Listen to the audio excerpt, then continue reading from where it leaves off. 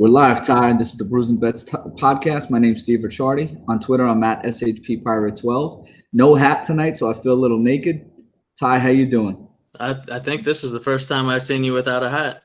I mean, I'm pretty sure you knew I had the beautiful bald head, but Yeah, for sure. Just just usually the sponsor hats on you Yeah. are the Giants. well, listen, I am drinking the H2 Bro water. I was at UFC Media Day today, and a couple of the fighters are sponsored by Eat Clean Bro, so that was pretty cool.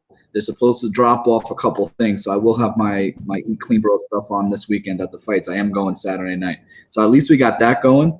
And while you mentioned the sponsors, we might as well obviously Eat Clean Bro, BetMMA.tips. Did you put anything up there for last week? On BetMMA? No, I forgot. I just did the Gamble Masters. Yeah, so BetMMA.tips. We're working with Gamble Master 2. And then again, we gotta promote ourselves, right? The Quant Edge. We have you can use UFC or Brews. I believe both promo codes still work. Maybe throw one in and see what the promo is, and then you could always go to the other code if you want to get a subscription. We had a real good UFC 229. I think we did decently last week. My cash game lineup was real good. My GPP, I didn't hit anything big. I hit a couple small stuff. So I wound up losing for the week. The good thing is, and I actually lost some bets for the week too. I really didn't do well in betting. But on Sunday, I was able to play the Washington Redskins over my New York Giants. The good thing about being a Giants fan is you know exactly how terrible they are.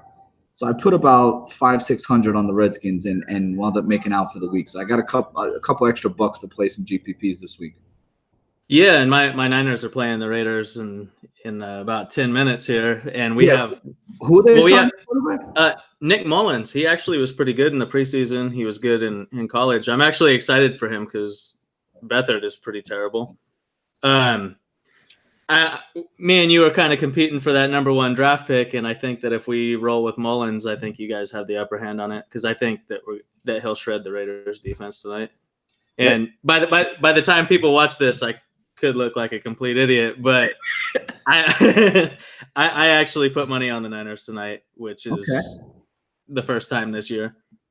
Listen, they have a shot. They have a shot. But let's get into some UFC 230. This is live in New York City. I will be covering the event for MMA India. So I will be there. I was at Media Day today. I'm not going to weigh-ins tomorrow only because I couldn't get another day off of work after Vegas a couple weeks ago. And taking a day off today, so I didn't want to push my luck. But actually, before we get into it, I just want to say that our podcast is actually sponsored by Fantasy Factor. Also, we recently just reached a partnership type deal with them, and they put us up a $25 free roll. It's only limited to 20 entries, and we'll put the link up in the YouTube comments, and we'll tweet it out and stuff. It's limited to 20 entries, so you might as well jump in and get it while you can. And they're actually offering some deposit bonuses and some free cash for fans of our show. Yeah, definitely take some of my my Washington Redskin winnings and throw it in there. So let's get into this, Ty. This is UFC 230. Adam Wazorek, I believe that's how you say his name, and Marcus Rogerio de Lima. I'll take the first one. We'll throw it back and forth with a little breakdown and then make our picks. For the most part, I think that Wazorek is going to win this fight. He's 10-1. His only losses to Marcin Tybura. He didn't look great in his fight against Anthony Hamilton. He won the fight, but it was very close. It could have went either way. And against Arjun Buehler, who had a nice win last week, he basically wrestled them for a round and a half. Buehler was totally dominating this fight. I mean, Wazorek couldn't really get anything off striking. He didn't really have anything from on the ground until all of a sudden he gets him in an omoplata and basically finishes Buehler. So I don't know if it was a fluke or not, but for the most part, the guy's 10-1 and 2-0 in the UFC. De Lima has a big issue because he just can't make weight. So after not making weight against Jeremy Kimball, not making weight against OSP, they basically told him he had to go up to heavyweight. So I didn't see these two guys today. They weren't at Media Day, so I can't give you any insight into how they looked, how they presented themselves. But I think for the most part, I think Wazorek is a safe play here. At minus 220 though, I don't know if I wanna play that because the Lima does have that big right hand. So that's what I'm gonna stay away from. Inside the distance prop though is minus 365, so it's supposed to finish. So Ty, what do you think on this one? Yeah, so I like Wazorek in this fight. I think he's gonna win. I don't know if I want to lay such big odds on a straight bet, but there's a few fighters that I like around the minus 300 price tag, and I'm gonna actually throw him in with some parlays with them. I think that's the way to go on this fight. And I'll tell you what, with my Gamble Masters picks, I think I'm gonna pick either one or two guys to parlay this week and just basically play the bare minimum. For anyone that doesn't play Gamble Masters, you're basically given 10K at the beginning of the season, which was before UFC 229, right? Before the McGregor before the Conor fight. Yeah, so I'm sitting in first place right now. I'm not sure how many people are in it. So I'm going to play very conservatively over the next few weeks to see how everything shakes out.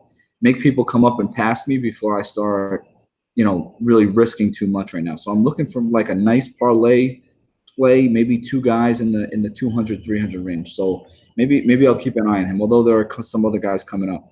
So yeah, I'd be up there with you if Anthony Smith didn't happen last week. I put a little bit too much on Ozdemir. And I'll tell you what, I think that on DraftKings, I'm pretty sure I would have made money.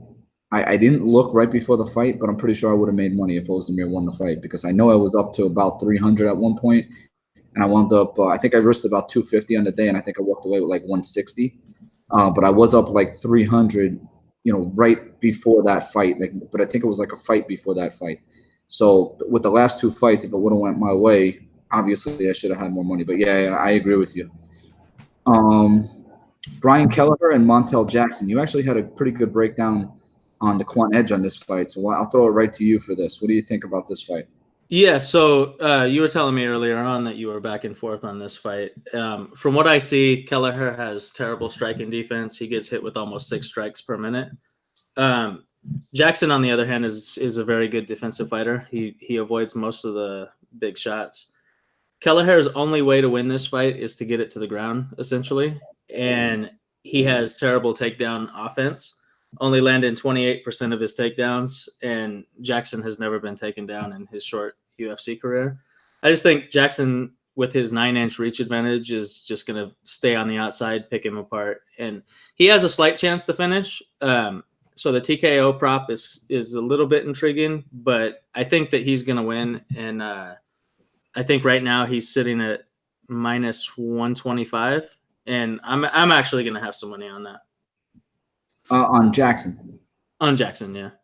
Yeah, I'm thinking about it, man. I'm going back and forth. It was that James Lynch interview that I had mentioned to you. If I didn't see that interview, I'd be all over Jackson. I'm going back and forth here. Go ahead.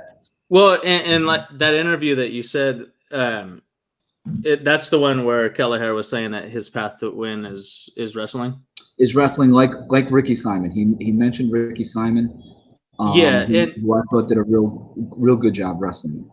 Well, and that's one of the reasons why I don't like listening to a lot of interviews about talking about how they break down the fights and stuff.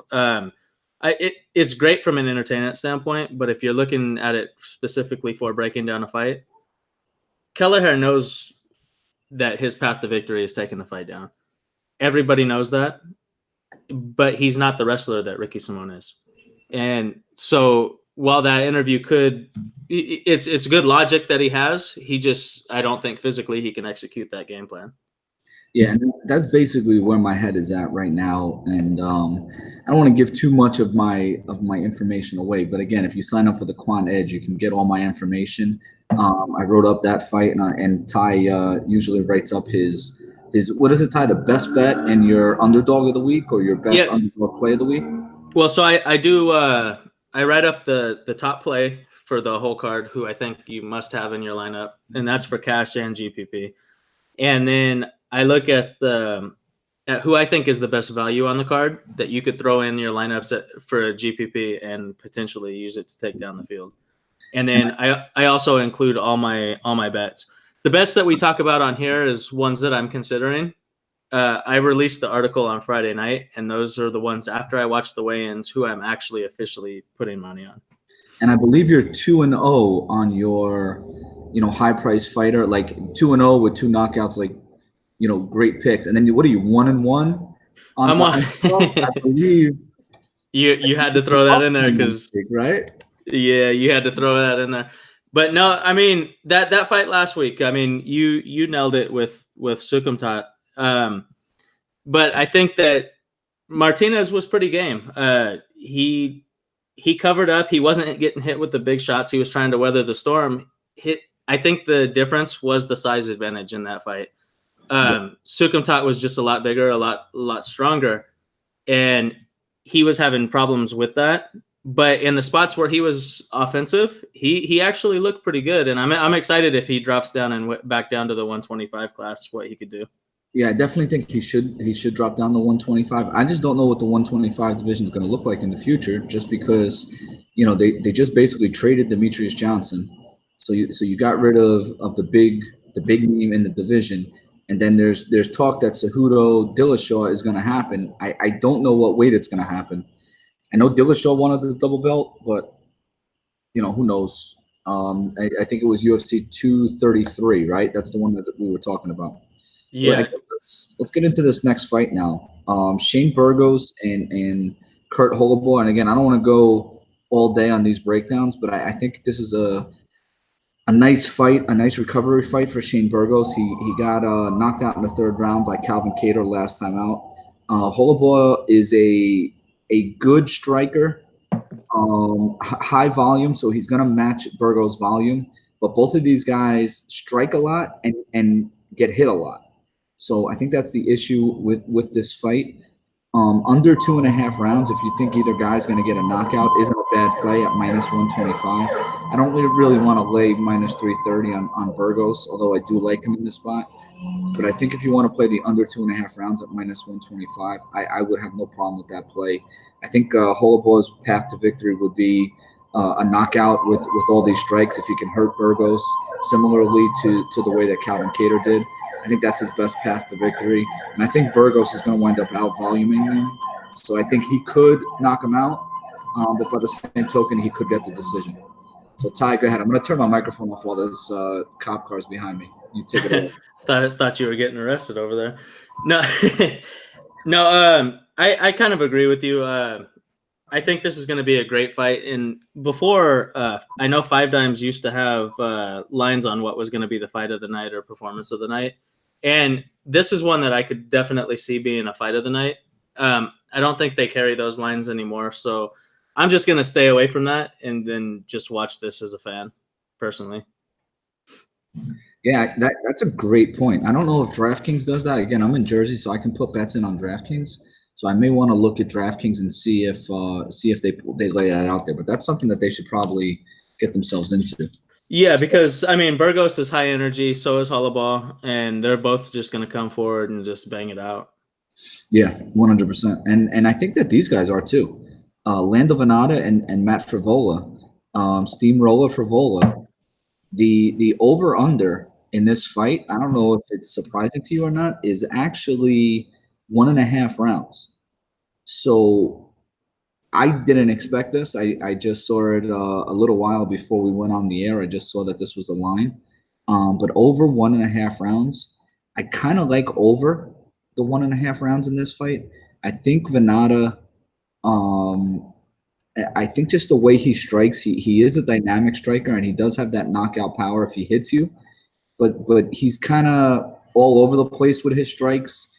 He's not really going to stand right in front of you and exchange. And that's what Steamroller Frivola does want to do. He just wants to basically move forward and make you strike. So I think that he's going to basically take the center of the ring. I think Venata may be the one that's kind of on the outside trying to get the distance, to get those kicks off, to get those, high dynamic strikes off to finish the fight. But I kind of like over 1.5 rounds. Can you talk me out of this, or do you think this finishes early? No, I think that you're spot on with that. Ever since Venata had his fight with Tony Ferguson, he's kind of been overrated, in my opinion. I don't think that he's a great fighter.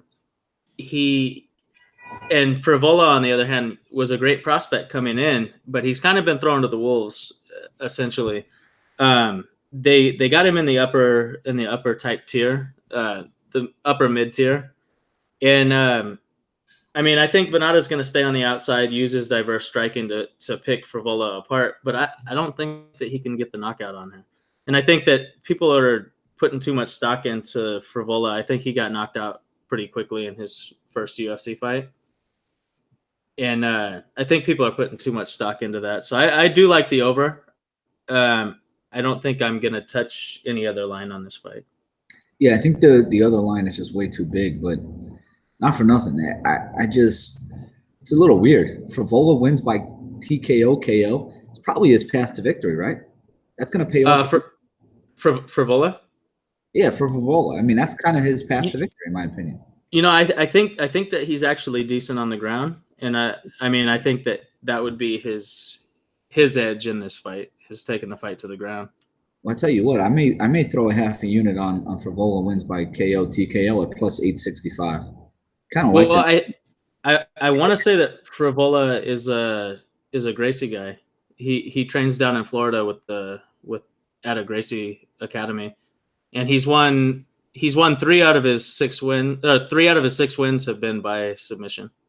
Interesting, because the 2 fights that I watched, and I'm assuming we probably watched the same one on Fight Pass, but the Dana White Tuesday Night Contender Series, he basically came at his opponent and just basically full speed ahead, right into him, and just struck for the first round. I think he got the knockout. Let me check my notes. He got an arm triangle. Oh, did he at the end of the first? Yeah. And then Polo Reyes basically just flash knockout, pushing forward. All right, that's interesting. But I do like that. I may look at the over 1.5 rounds. I'm gonna write that down. Yeah, so if you think Frivola could get the submission, which I think that it's his path to victory if he's gonna win. Like I said, I'm taking Venata in the fight. I'm not gonna bet it, but I think he's gonna win. But Frivola was plus 690 for submission last time I checked. Yeah, well, that's why I was just looking. He's plus 865 by KO TKO. I don't think that's a bad line either. But now that you're saying this about the submission, you can kind of throw maybe a quarter unit on both of them. Well, and I think during the Tony Ferguson fight, I think Venata started getting tired towards the end there, and I think that's what led Ferguson to submit him. So I mean, for plus 690, I mean, if you want to take a stab and gamble, that's not a bad play if you think that could happen. Well, Ty, you know that we like to gamble because right now I am the gamble master. If you want to be honest about it, I'll be up there with you soon. All right, so we got Lyman Good and Ben Saunders. I don't want to waste a lot of time. Lyman Good, I think he's going to finish him, and I don't think it's going to last long. Now, I think the over-under is 1.5 rounds. It's more or less a pick 'em. I think I'm going to go under 1.5 rounds. I think Lyman Good gets it done. What do you think? Yeah, well, I actually like the Lyman Good minus 250 for finishing inside the distance. Saunders' last 7 losses, 6 of them have come by finish. 5 by TKO and I think 1 by submission. So, I mean, minus 250, if your site allows you to parlay prop bets, that's one that you should lock in. Yeah, you know what? I actually have written down on my sheet when I looked at it the inside the distance, but I do like that number. I just wrote down that number. That's a possible play for me too now. I do like that number better than the inside the distance. So our next fight is Julio Arce and Shaman Moraes.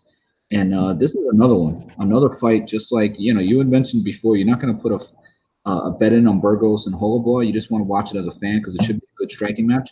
I think this one's going to be a good striking match also. The one thing I can tell you is that Moraes did gas his last time out in the 3rd round. And, he did lose 2 fights previously by submission in the 3rd round to 2 very, very good, ground artists to beat. And who was the other one? I'm missing the other one. To beat and Marlon Moraes. So he did lose to 2 very good guys in the ground. And in the 3rd round, I think Arce wins in the 3rd round is a bet that I would look into. He actually did win his last fight in the third round. Arce wins in the first round is plus 1100. So again, if you like to gamble, you want to throw like a quarter unit or a half unit on that. That's not a bad play, based on the fact that he should gas. I think that's even better than if you want to play over 2.5 rounds. I guess you could play that, but if you want to, I want to win some money. So I like my preferred play here would be Arce round 3. What do you think, Ty? Well, I don't know if you've seen the line on it, but Arce to win by decision is actually plus 102 right now. And this fight right here is it's favored at minus 270 to go over 2.5 rounds, and so, which leads me to believe that it's going to be a decision. And if you like Arce to win, he's minus 320, minus 400 on some sites. I don't mind taking the plus 102 money to back him by decision. Yeah, and again, Arce is a guy who is basically in his hometown. He's a New York guy, trains out of New York, New Jersey, at Tiger Showman. So that's not a bad play. I wrote down another one. You got a couple gems here today. Glad I'm doing this podcast with you, bro. Yeah. So next one out, I just want to say this. This is basically where the fighters were at media day. I think everybody else that we're going to talk about was at media day today. Sijara Eubanks looks like she is ready to fight. She looks like she's in shape. She looks like she's on weight right now. She looked mean. She looked focused. She looked ready to go. So the minus 650. Obviously, I don't really want to touch that, but if you want to try to mess around with some of these other props, I would have no problem with Eubanks, maybe a ground and pound victory in either rounds 2 or 3. That's kind of what I'm thinking here. Ty, what are you thinking? I'm kind of leaning towards Eubanks winning by decision. Okay. I think that this is going to be a good fight. When they fought in the Tough House, it was a lot closer than people are giving it credit for.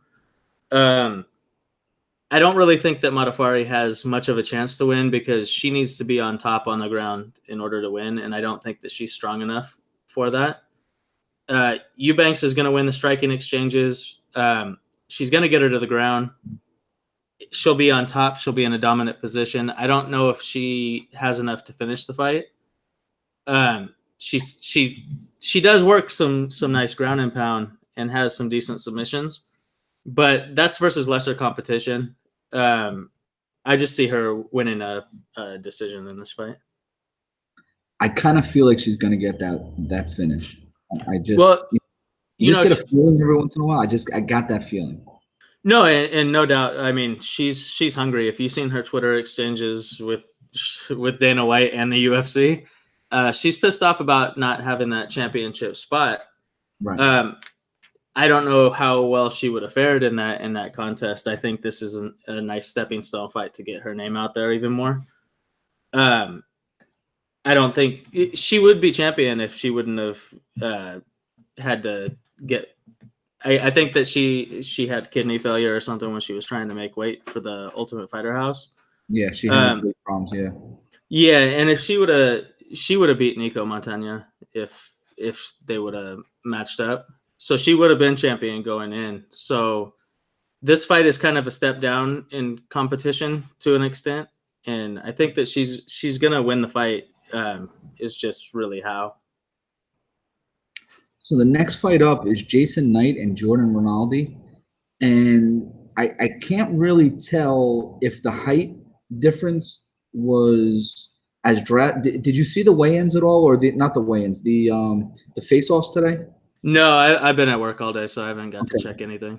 So I was just surprised. Jason Knight had like not Timberland boot, like cowboy boots on or something like that. So I don't know how high the heel was, but I was a little surprised with the size difference. Jason Knight looked very, very thin. So Rinaldi, I think, is going to be the bigger of these two fighters. And again, I did mention that he is dropping down he's 155. He's dropping down to 145. So he looked bigger today. I think he may even be taller than Jason Knight. I couldn't tell because of the boots he had on. So I'm interested to see the ceremonial weigh-ins tomorrow night and just kind of see them both, maybe in with the same footwear on to take a look at that. But Rinaldi is the bigger guy. I think he can last. I think he's good enough on the ground, BJJ. So when you're talking about over under 2.5 rounds, I kind of like over 2.5 rounds. I think this can go to decision. I think Rinaldi can stay out of harm's way. I think when Jason Knight gets into his punching sprees, which he likes to do, he likes to exchange. He feeds off of that, and I think Rinaldi can just stay out of that. You know what I mean? And again, you can speak better to the BJJ that these two guys have shown in the past. But I think that Rinaldi's good enough to basically stay out of harm's way. So Ty, what do you think about this one? Yeah. So when I was dissecting this fight, I actually don't know why this is the main event of the undercard. I just don't think that either one of them are really great fighters. I know Jason Knight has a cult-like following. We kind of touched on it on the podcast yesterday, but he's just really not that good. And it seems like the UFC is trying to put him in a spot because he has a lot of fanfare to get a win here. He's been on a losing streak. This seems like a fight that he can get back on track with. Rinaldi is a really low volume striker. He wants to get the fight to the ground. He wants to work his submissions. One thing that I found interesting is I think we both agree that Rinaldi's path to victory is by submission if he's going to get it. That he really doesn't have much else that we've seen.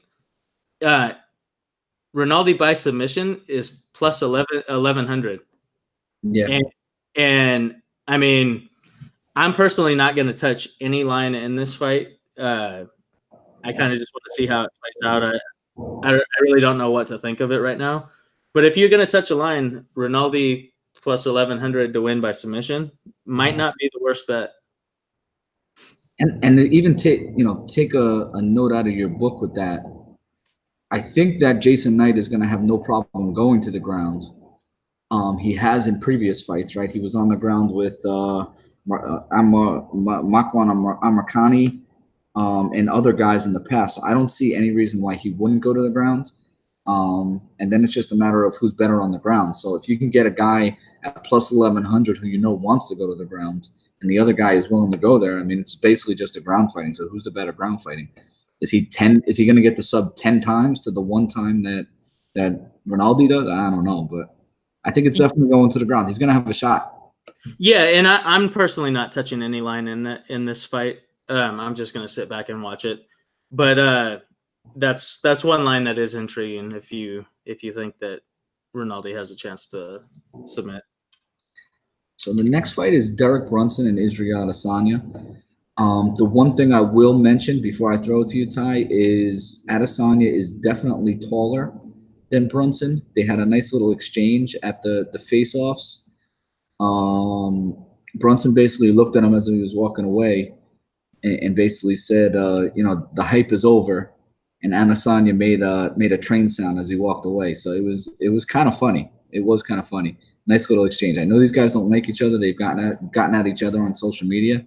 I like Adesanya to win, but this is a fight that Brunson can stay in the fight. Adesanya is going to let him stay in the fight because he's not the kind of guy that just goes for a knockout early, although Brunson does seem like the guy that in fights past, he has gotten knocked out early, being a little bit too aggressive. So, Ty, what do you think here?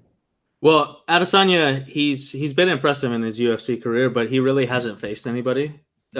His biggest fight is Brad Tavares, and he fought Melvin Guillard, who's undersized.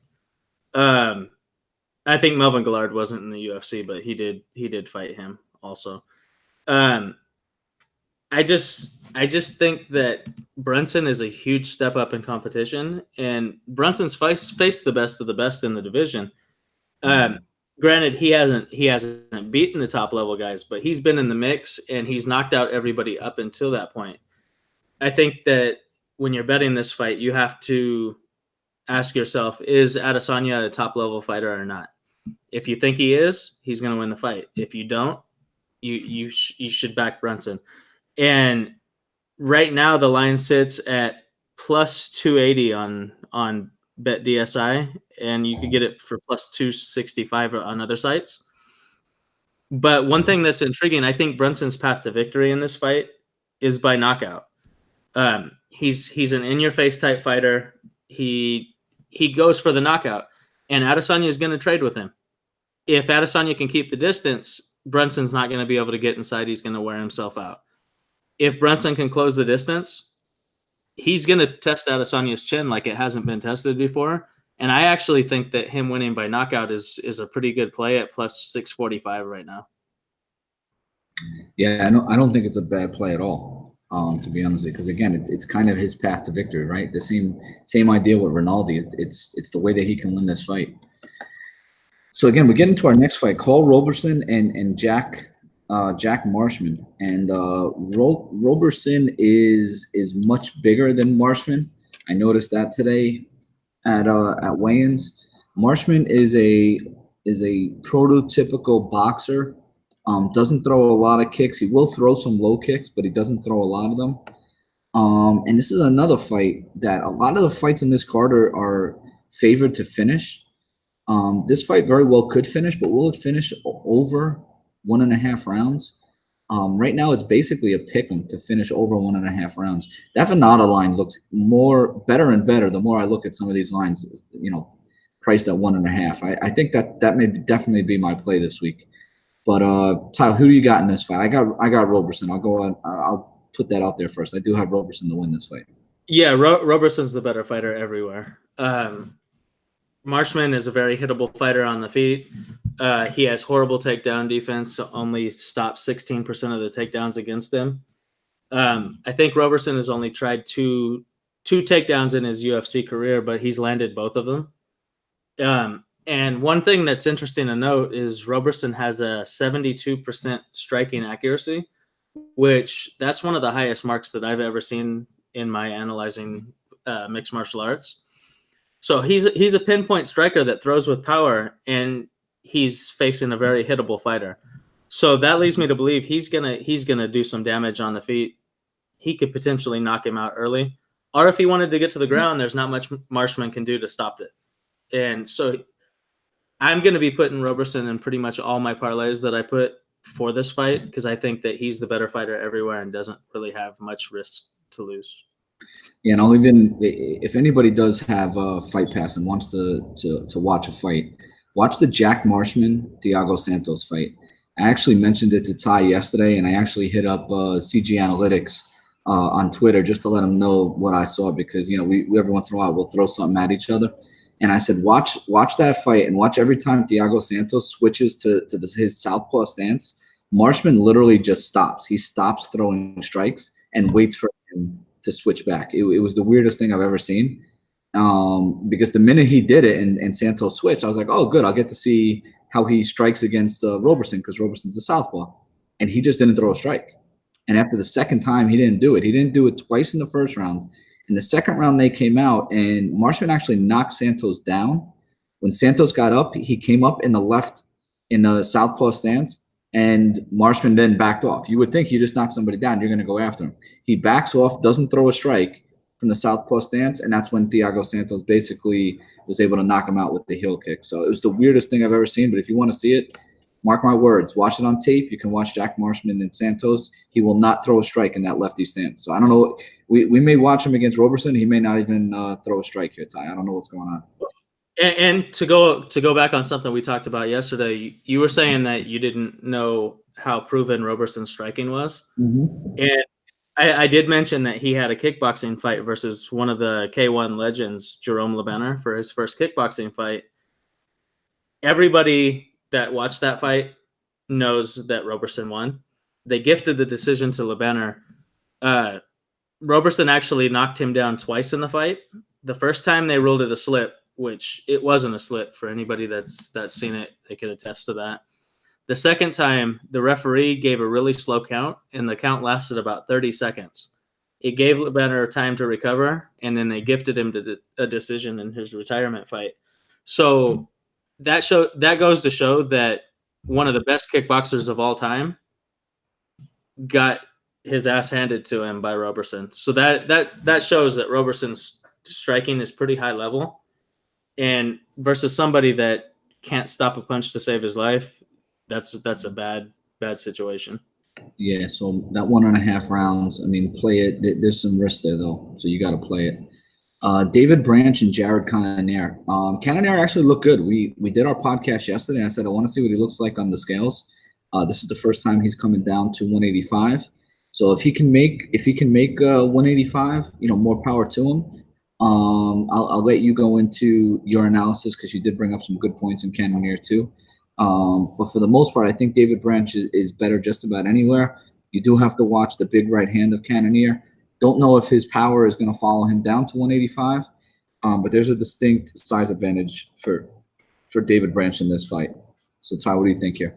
Well, before I go into this breakdown, I just don't know if you noticed that Nick Mullins is 3 for 3 with a touchdown so far. I actually don't have the game on. I have a game on right now. So. I'm following along on the computer until we finish this up, but he's tearing it up on that first drive. I played him on DraftKings and FanDuel. Listen, I'm for it because then the Giants get the first pick overall, so I'm good with that. Yeah, it's bittersweet, but I want that first pick, but it's the battle of the Bay, Raiders versus Niners. We can't lose this one. But so going back to the Branch versus Cannonier fight, Cannonier, he has no takedown defense to speak of. He only stops 31% of his takedowns. I think Branch is going to be the faster fighter. He's gonna light him up on the feet, eventually get this fight to the ground, and he's either going to grind out a very lopsided decision or work his ground and pound and stop it. The line is right now minus 345. I actually don't mind that for parlays. I think this is a very one-sided fight. Branch via TKO right now is plus 385. I don't really like that line. I wish it was a little bit higher, so I'm personally going to avoid that. I'm just going to throw Branch in some parlays and count that as a free spot. When you parlay, this is what I was thinking. I didn't know you were going to finish just right then. When you parlay, do you parlay 2, 3? How many fights do you parlay, and does it matter based on the odds? Well, so what I like to do is I don't set a certain number of fighters that I parlay. It's kind of unique to the event, but I really kind of set a standard for myself that anything over minus 250, I won't play straight. Mm-hmm. Just because I think that the risk outweighs the reward. But if I think that there's 3 or 4 fighters on a card that are right around the minus 300 price level that are essentially locks that I think have minimal chance to lose, I'll throw those fighters in a parlay, and usually you can get plus 200 money on it. And I know a lot of people say it's mixed martial arts, anything can happen, but I've been analyzing the sport long enough that I know that most of the ones that I could lock down that I think have a minimal chance of losing, if I could throw those fighters on a parlay, I could win 2-to-1 odds on that parlay, and that lets me take some chances with essentially free money on other ones that I might not think as well of. Or if like last week it didn't work out with Uzdemir, but I really didn't lose any money because I hit a parlay earlier on the card. Right.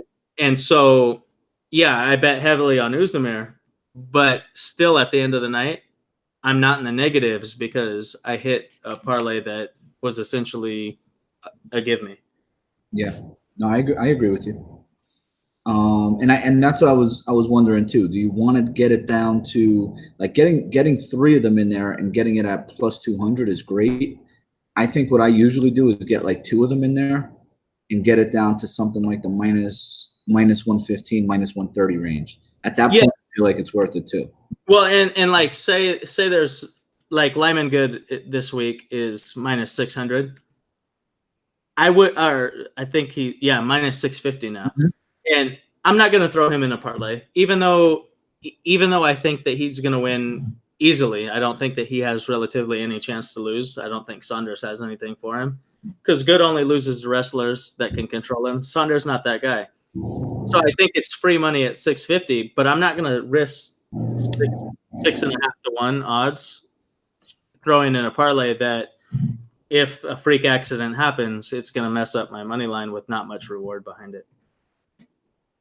Yeah, I totally agree. Let's get to these last 2 fights. I'm like falling asleep here. I guess I've had a long day with going to media day and everything. Back to work tomorrow. But Chris Weidman and Jacare Sosa, and I think this is a very, very interesting fight. I think we're on the same page based on the fact that we've already done a podcast together. And for the most part, it's going to be very interesting to see what happens when this fight hits the ground. I don't think I'm going to play this fight at all. If I was going to play anybody at the current line, it would be dog or pass for me, because I think this really should be more or less a pick'em fight. Souza by submission is plus 465. Weidman by submission is plus 2100. He just finished. Who did he just finish? He just finished Gastelum by submission, right, in the third or fourth round. Very, very interesting lines there. But playing either one of these guys by submission is a hell of a play. I don't know. Todd, what do you think? So I'm actually gonna bet pretty heavily on Jacare to win the fight at plus 160. And I actually am going to make a small play on Jacare to win by knockout. Right now the line is plus 650. I don't think this fight's going to the ground. I don't think that Weidman has a terrible fight IQ. If he takes this fight to the ground, it's a really bad move. He's going to use his wrestling to keep it standing, which also poses a problem in this fight because prior to his last fight versus Gastelum, he had been knocked out in his past 3 fights. That leads me to believe that his chin is going. And I think a lot of those fights he was pretty brutally knocked out. And so it's not just a TKO where the ref comes in, it's a knockout where he's completely destroyed. Jacare has power on the feet. He's basically one of the top submission guys to ever fight in martial arts, but he also packs a punch. He has good kicks. In a fight that's going to stay standing and Weidman's chin not holding up, I think plus 650 is good for a small play. And I just don't see that Weidman has much of a path to victory in this fight. So the plus 160, I'm actually going to be betting heavily on, and I'm going to make a small play on the TKO. How heavily you're going to bet this main event? By the way, DC, Daniel Cormier, and Derek Lewis are just 2 of the best guys to interview in the UFC. This is like the 4th or 5th event that I've now worked over the last 2 years. Mostly only do local events, but I stood in front of DC's 2 belts in his seat waiting for him. Even though other guys came into the room, he was actually the last one into the room. He was a couple minutes late. They kind of busted his chops a little bit about, oh, you pulled a McGregor, you got the 2 belts, you pulled a McGregor, showed up late. It wasn't that late though. He was like 5-10 minutes late tops. But just a great guy, answers every single question. Basically polled the audience.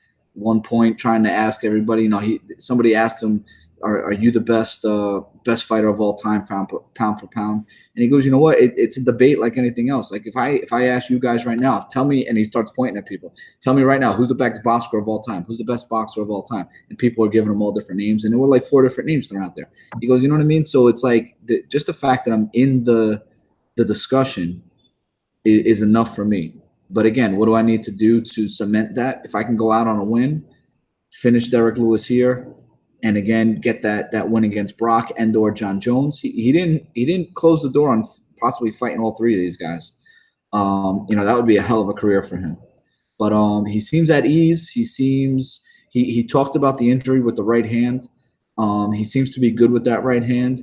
And Derek Lewis looks to be in pretty good shape. He basically said he really didn't spar much over the last month and a half, right? It's just a little bit over a month, I guess. Not even a little bit over a month since Las Vegas. So he looks like he's in good shape. I expect him to probably weigh in at about 260, which, Lewis basically is usually at like 265. I think he'll be a little bit under. And he's got that Popeye sponsorship. Everybody asked him questions about that. DC was a little upset that Derek Lewis got the Popeye sponsorship. So he's got Popeyes for life. So I'll leave it at that. But I think DC wins this fight. Ty, what do you think?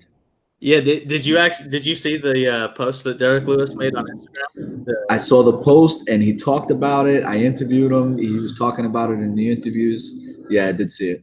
Yeah, so I guess if he wins, on Saturday, one of the Popeyes chicken, I think in his hometown in Texas, is going to give In Houston, give everybody free Popeyes from 2 o'clock to 4 o'clock on the Sunday.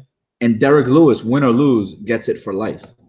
Yeah, I mean, that's pretty good. I mean, I guess he's winning even though he's going to lose this fight. Exactly. He may never make weight again. Yeah, and I mean, I don't think that outside of a puncher's chance, Lewis has anything for Cormier. Cormier has a good chin. He's only been knocked out the one time versus John Jones, and I mean that took one of the most powerful head kicks I've ever seen to knock him out. I don't think that Lewis has the speed to do that. Cormier is a smart fighter. He's not gonna do what Volkanovski did and or Volkov. He's not gonna do what he did and keep Lewis around in the fight. He's gonna work his wrestling, clinch him up against the cage, take him down, tire him out. I just don't see anyone that's really playable in this fight. I think Cormier is gonna win easily, but when it's gonna happen and how it's gonna happen, I'm not sure. And so I can't really put my money behind any of the lines right now. I tell you what I like. I like over 1.5 rounds. I don't think that this fight is going to end that early. I think even if Cormier gets him down that first time, I think Derek Lewis is going to be able to outlast it. I think the fight is going to start off with these two guys kind of looking at each other a little bit. Think about how Cormier came out against Stipe, right? He let Stipe kind of throw the first punch, and then he would counter and then clinch up. Think about how Derek Lewis comes out. He doesn't come out throwing crazy punches. He paces himself. So you're going to have a very paced first round. Derek Lewis is very comfortable. I think you're going to have a pretty much a paced second round.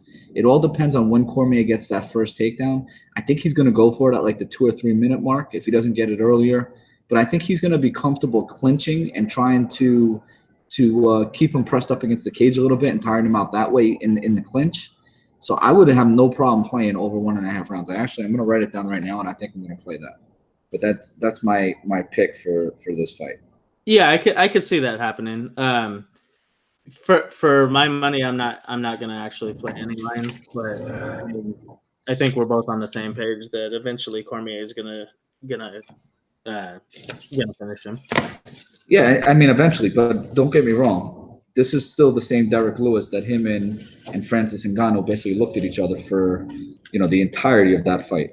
So, and even look at what Derek Lewis did against Volkov. You know what I mean? It's not like he went after him constantly for 3 rounds.